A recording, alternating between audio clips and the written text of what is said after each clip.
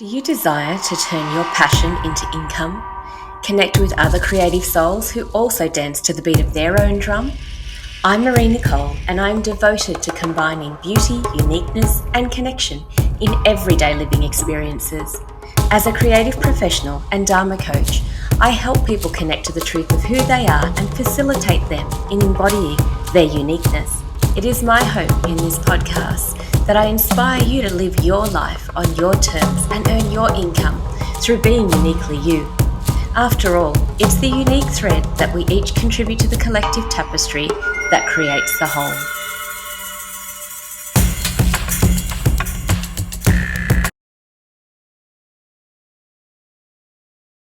A client through the Digital Solutions program asked me recently for my top 5 tips.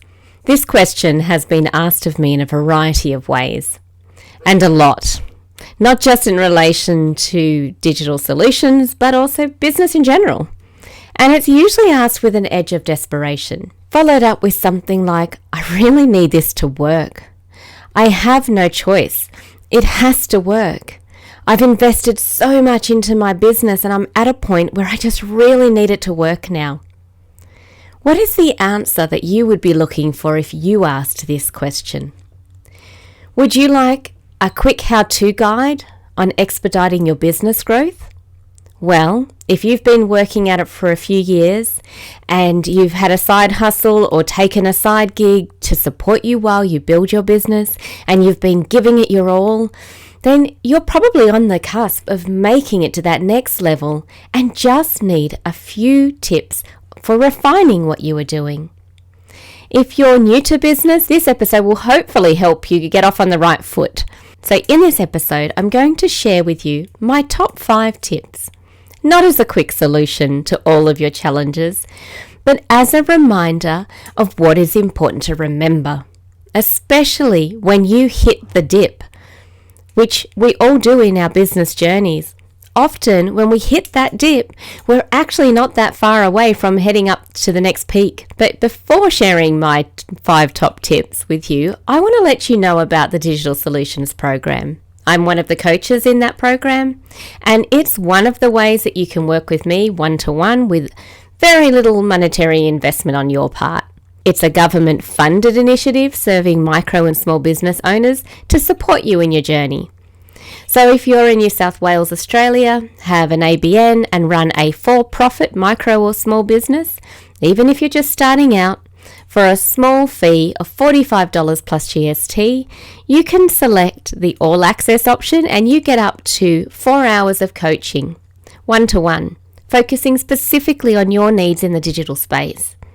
You can also just sign up for the LITE program, which is free, and get access to the library of resources and join the community and connect with others travelling the same uncharted waters as you. By signing up to the program through my affiliate link, whichever option you choose, the All Access or LITE, you'll also be supporting the production of this podcast as I receive a small fee for bringing you into the program. If you're not in New South Wales and you would like one-to-one business and wellness coaching ad hoc, you can book this via the service a rural woman is currently supporting, which with this option, it's $121 for a 1-hour session, and you can book it at any time. The difference here is that we can focus on what would be most supportive to you right now in your journey, and that may have nothing to do with your digital presence, instead focusing on building your confidence or overcoming imposter syndrome. These 2 introductory level offerings are a great way to experience how working with a coach can help elevate you out of a dip and up to that next peak of your business journey, focusing specifically on your goals and needs. You'll find the links for these offerings in the show notes. And so now let me share with you my top 5 tips for business after investing a lot of money myself in taking long-term intensive courses in business and entrepreneurship, combining that with the learnings that I have acquired through my lived experience of over 25 plus years of doing business to my own beat, through all the trials and errors, tweaking and trying again. Here are the top 5 tips I have to share with you today. Number 1 is know your vision, not just for your business, but for your life. What does success look like to you? Is it running a multi-million-dollar operation with 50 employees, top floor office with views over the harbour? Or is it establishing location freedom, working a few hours a day with a small team of contractors supporting your vision? Is it creating a space that you share with a fleet of other solopreneurs, supporting and encouraging each other, sharing the expenses of a commercial space? Or is it working predominantly solo from your home-based studio to deliver your offerings, taking a week or two off at a time to fuel your personal desires? When you know what your version of success looks like, you can plan your business offerings and life around it. But you need to first know what success looks like to you, based on your personal desires and needs, so you don't stray off your own path, distracted by somebody else's version of success, trying to replicate that, only to discover it actually doesn't align with your core values or even what lights you up. It's also important to remember that your vision can change as your life changes and evolves.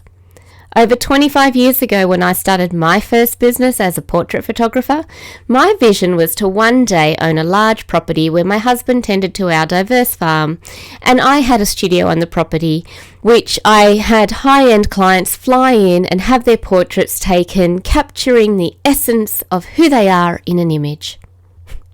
After the birth of my first child, 4 years after starting that business, at which point I had taken on wedding and commercial photography clients, with weddings booked 2 years in advance, we decided to move from the inner west of Sydney to the Central Coast to be closer to family for support in caring for our child while I travelled from the Hunter Valley to Wollongong, often shooting for up to 10 hours a day. Then one day, I dropped my son and husband off at the hospital because of a head injury that he had sustained falling off a chair, which had reopened. The wound had reopened. I had a commercial shoot for a wine magazine in the Hunter Valley that day, and as I drove away from the hospital, my heart crumbled. And in that moment, my vision for the future of my business completely changed. To being available for my child and future children. I really wanted to be there with him, but at that time, the photography business was our only source of income. It took several years to exit out of that business and start my next. At this point, I was completely burnt out, physically and mentally unwell, struggling to fall pregnant again, and had given up on even having more children. I decided to take a step back from photography as a service and instead used it as a medium to create art. And then I fell pregnant with my second son. By this point, my eldest son was starting school and I was juggling a newborn while transitioning my eldest into a new rhythm, which led me to wipe the slate clean and start a completely new business, one that would allow me to work in and around my children's needs. My version of success looked very different once children were in the picture. This led me to starting my artisanal business. Fast forward almost 25 years, with more changes and adaptations along the path, finding myself a single mum living in the country after years of working towards a collective vision based on the needs, wants and desires of a family, to then completely needing to revisit what success looked like for me personally going forward. So while it's important to hold a vision, it's equally as important to realise nothing is set in concrete, and our values can change as our life shifts and changes. But the essence of who we are doesn't change. So holding a vision that aligns with who we are and our core values makes it easy to be discerning in our decision making and not compare our version of success to another's. The same can be said for who we choose to work with, which brings me to my next tip. Number 2, know your customers or clients, who you are serving and how. When you know who you wish to serve and how you wish to serve them, you can speak directly to their needs and desires and present your solutions to their challenges. Creating an ideal customer avatar and speaking to them directly does not exclude other potential clients or customers. It just tightens your messaging. You've probably heard that there's more power in finding your niche than there is less competition in that space. If you're offering something that speaks to the hearts of a small marketplace, and you're one of few businesses that they know of that's offering that unique product, then your customers are going to share that information with others who they think will be interested in what you have to offer. Through my artisanal business, I created one-of-a-kind instrument cases and duffel bags, and they were made from old blankets with a fleece lining. The duffel bags were made from old blankets and kangaroo leather and were also lined in linen. Not your usual materials to have bags made out of, but a year and a half after closing my commercial space, I had a man reach out to me from Queensland saying he had been to my store several years back when he came down for his sister's wedding, and he remembered me having these really unique duffel bags in store and wondered if I still had them available. I made them to order. The small bags were $600, which sounds like a lot, but to be honest, the hours of work that went into making them, they weren't a very profitable item to sell, but they were definitely a product that attracted a lot of attention. Over the years, I made about 20 in total, selling them throughout Australia and overseas.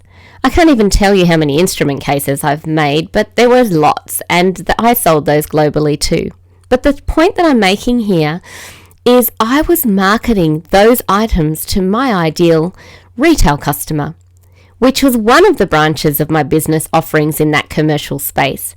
And the statement that described that ideal retail customer was this: Creator's Nest caters to creative-minded individuals who wish to connect to the essence of who they truly are, not look like the masses, giving her permission to proudly be herself, not confined by current trends. It's a place where she can immerse herself in possibility, connect with other creative-minded souls who also dance to the beat of their own drum. After all, it's a unique thread we each contribute to the collective tapestry that creates the whole. She values the array of uniquely handcrafted wares that speak of her adventurous, free-spirited style, and appreciates fulfilling her nesting needs, especially important since she enjoys having both roots and wings. That description does not speak to the man who contacted me years after seeing my duffel bag in store, but my product spoke to him and his wife. I custom crafted a bag out of a blanket of his choice, and he was so chuffed with it. As soon as it arrived in his home, he took a photo and sent it to me. Taking time to really dive into the psychology of your ideal client helps you really speak to their pain points. There will be an episode coming up dedicated to this topic specifically, so keep an ear out for that if you'd like to dive in a little deeper on this. I will also be running a webinar in the Digital Solutions program. So for small business owners in New South Wales, Australia, you can register for that program and get access to the full webinar and other resources to support you in your journey. And remember, if you use my affiliate link, you'll also be supporting the production of this podcast, as I receive a little finder's fee for bringing you on board. Now, sharing what I've learned over my years of business is something I'm very passionate about, which is why I created this podcast in the first place. If you've been a subscriber to this podcast for a while, you may have heard me share that I took a break from podcasting as I couldn't afford to sustain it with the current transition I found myself navigating through. But because of the impact and flow-on effect it has been having while I was not even producing episodes, this led me to realize just how valuable it is in supporting the vision of my business, which is to serve my ideal coaching client in as many ways as I can. While I no longer focus my energy on serving retail customers, I still have an ideal client I wish to serve, and you listening to this podcast tells me that you're very likely a version of that avatar. And you're probably someone who could really benefit from hearing my next tip, which is tip number 3. Know your numbers, financially as well as marketing-wise. When it comes to finances, it does not serve you to avoid understanding what's really needed to grow a financially sustainable business.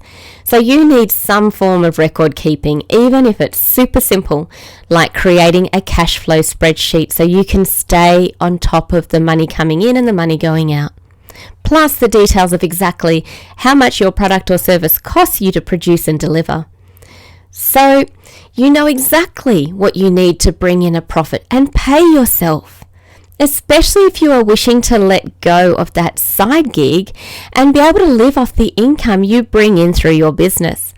This needs to start from day one, rather than hope and wait for that magic number to hit your bank account that will enable you to live completely free of stress and worries around when the next influx of cash will come in to pay for the bills and have some left behind that you can live off. You need to take charge and be aware so you can make discerning decisions rather than operate from a place of blind faith and hope. As for data, tracking where you've placed your efforts in the way of marketing and what's returning the results you are after enables you to know where to place more effort and where to place less. This ties back into knowing your customer. If your ideal customer hangs out on Instagram and doesn't go anywhere near TikTok, then it doesn't matter how many people are on that platform. If your ideal customer is not there, it's a waste of your time placing effort there. The same can be said for tracking who physically walks into your bricks and mortar store and how they discovered you. In my commercial space, tracking what day and time visitors came in, as well as how they found out about us, made it simple to decide which hours were best to open and which hours or days we could afford to be closed, to do the other things behind the scenes that were required for that beautiful offering that we gave. Rather than being open 9 to 5, 7 days a week, just in case they came in, knowing the pattern of behaviour allowed for me to make more discerning decisions. We may have missed a few visitors by not being open 9 to 5, 7 days a week, but this ties back to knowing my vision for the business and my life. It was important to me that I had time with my family when everyone was home together, and after trialling being open on Sundays for 6 months, even employing someone to cover that day so I could be with my family, I discovered it was not financially viable, and so the next 5 years after that, I didn't open on Sundays.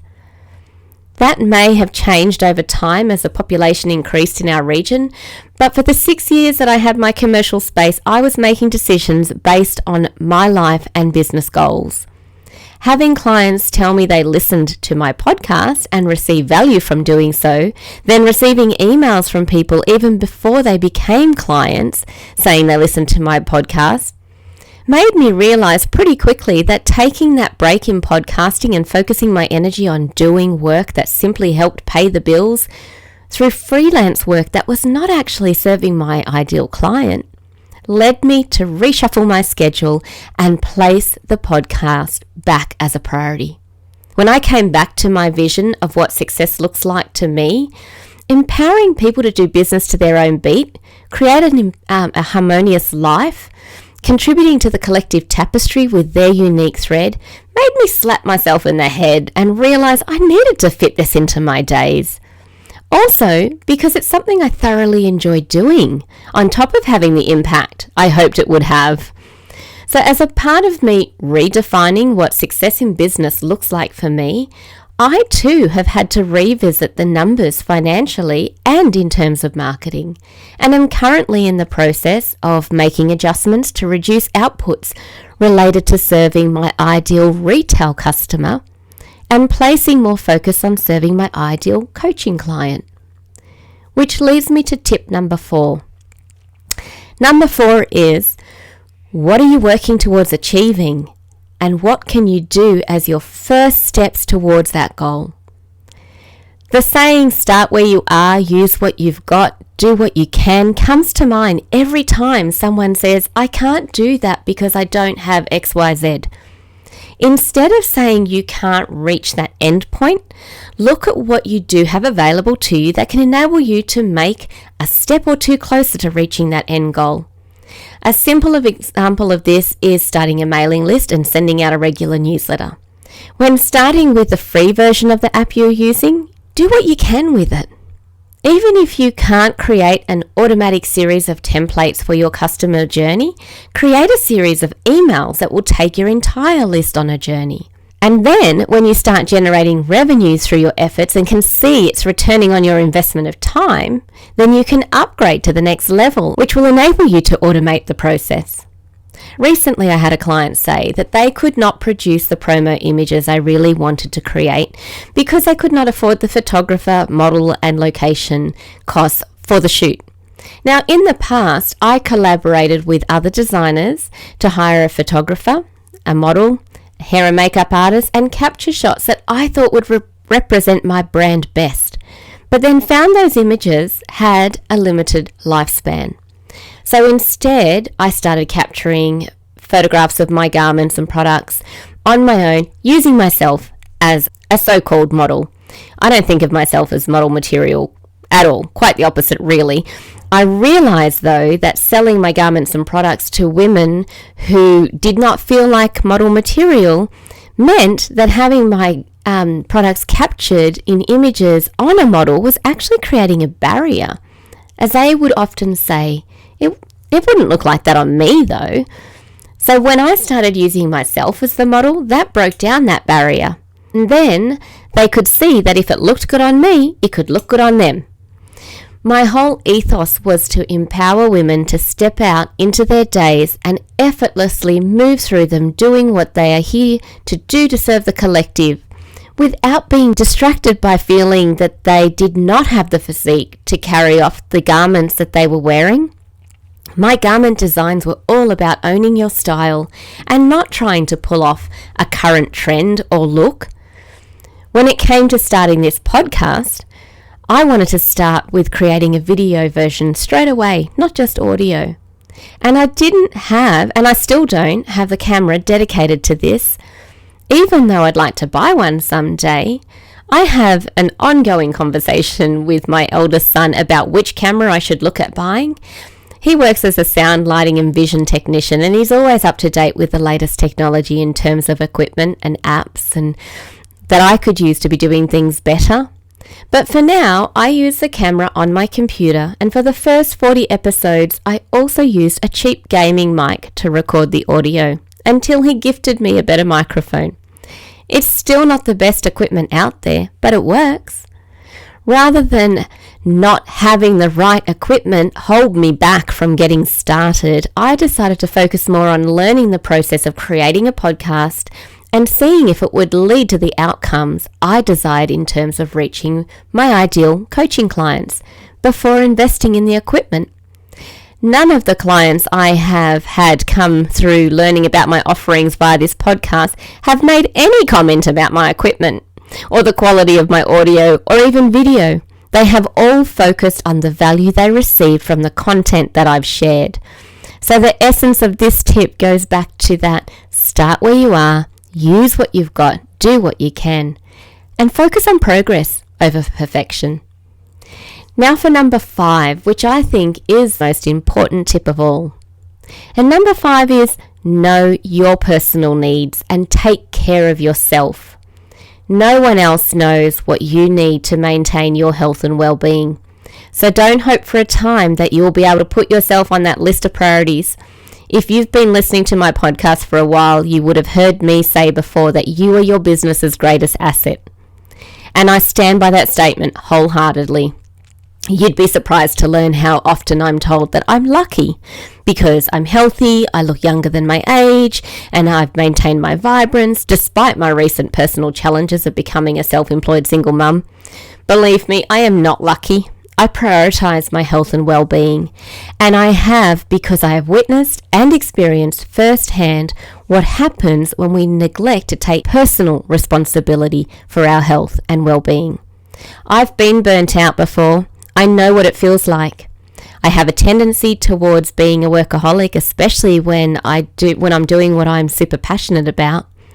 I can easily lose hours doing it and have in the past prioritized serving my clients and customers' needs over looking after my own, so I do get it. But in the end, it's up to us to tune in to our needs and not neglect them, and set the boundaries around what we're doing so that we can reach our goals. Recently, I was struggling with the super cold weather here in the Yass Valley, and since my Zen Den, which is a room that I'm recording this in, is one of the coldest rooms in the house, I set up camp in front of the fireplace. But I started to notice that being on the southern side of the cottage, I wasn't absorbing as much natural light as I need to feel good.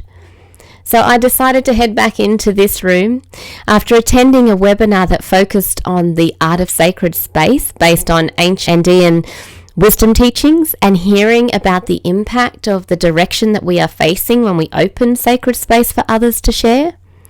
Which serving clients, coaching clients, is all about offering a space where they can openly express their fears and concerns. I decided to change the location of my desk in this room. In doing so, based on serving the needs of others, I discovered this served my well-being in other ways. As I used to have to close the curtains to reduce a reflection on my glasses when sitting in client sessions, webinars, and recording my video for the podcast, which takes up majority of my work days. As soon as I finished sessions, I would open up the curtains and gaze out over the beautiful vista of the ranges on the other side of the valley. Now, with my new layout, I don't need to close the curtains, and I can look over my shoulder at the ranges anytime, which is much healthier for my eyesight, focusing on a distant view. But no one else can know that I feel better when I work in natural light, or that I need to stare out into the distance and exercise my eye muscles. An optometrist recommended that when I spent a lot of my days doing close-up work on a sewing machine, which is why I've always set up my desk under the window. These little things are what we get to know about ourselves. Now, the same can be said for what triggers us. Only we can know what they are, and we can learn to manage them in a way that serves our well-being. Which is why I think it's also really important to take time to pause, reconnect, and reflect. Little pauses throughout the day are supportive, but sometimes we also need to take a bigger pause, especially when navigating changes in our life. Really stopping and assessing what's no longer in alignment, what's changed in our vision or objectives, even when our ideal customer changes. When you find yourself hustling rather than flowing, this is a really good indicator that a big pause could serve you well. By this, I don't necessarily mean stop doing everything. You may not be in a position to do that. Maybe one day you will be, but if you're not, then allowing yourself a chance to step back from doing some things and open up space in your schedule to work through these 5 tips I've shared here today. Journal on them, go for a walk and reflect on them, contemplate them, and see if where you have been placing your energy is still in alignment with your desired outcomes. Make time to recalibrate and realign. In the end, there's really no quick fix or top tips that will lead you to a short-term outcomes that will serve you for the long term, because doing business to your own beat means understanding your own needs, wants, desires, and no one can give you a quick solution on that. But when you have that long-term vision in mind, you can make short-term decisions that support you in reaching those long-term goals. One step at a time. Before you know it, you'll have reached that next peak and made your way up out of the dip. Also, sometimes what we need to do for ourselves is set boundaries around what we are doing to balance out our masculine and feminine energy or to reach our goals and objectives. Another client recently said to me, "I'm an Aquarius." To which I responded with, "Okay, let's explore that a little in terms of bringing a fish home from a pet store. You bring it home in a bag, you open up the bag, you pour out the water and the fish onto the table. What will happen to the fish? That fish cannot survive without the water being contained. Even the ocean is contained by boundaries of land. Deciding on establishing a business rather than taking a job and working for someone else within the boundaries that they set for you means you need to learn to set those boundaries and containers for yourself. You will enjoy your business so much more when you create an environment and systems for yourself that allows you to thrive. But only you can know what you need in order for that to happen. So tune in, make adjustments, set your goals, know your numbers, foster your own growth and development so that you can create a harmonious life for yourself. No one else can do that for you. Also keep in mind that along that pathless path you are traversing as you create your own version of success, things may come along that shift your focus and lead you in a slightly different direction, calling for a quick reassessment of what is still serving and what is not. So I hope these 5 tips have inspired you to make some time to reassess and realign. And if you're new to this podcast and got value out of this episode, hit subscribe so you don't miss out on future episodes and more inspiration to come through these solo casts and guest interviews. And also share it with somebody else who you think could get value out of it too. I wish you a beautiful, magical rest of your day and look forward to seeing you back here next week. Thank you so much for your time. I know how valuable it is, and I hope you got value out of listening to this podcast. If you are looking for a coach to support and guide you through your own unique journey of creating a life you love, then reach out for a connection call. And if you'd like to connect with other creative souls in person by joining us at a workshop, a retreat, or to book a unique shopping experience here at Creators Nest, I run those by appointment. So check out the website for more details. The link is in the show notes. Oh, and please leave a review. I'd love to hear any insights or inspirations that were activated in you from this podcast. And I look forward to drumming, dancing, or soaring alongside of you.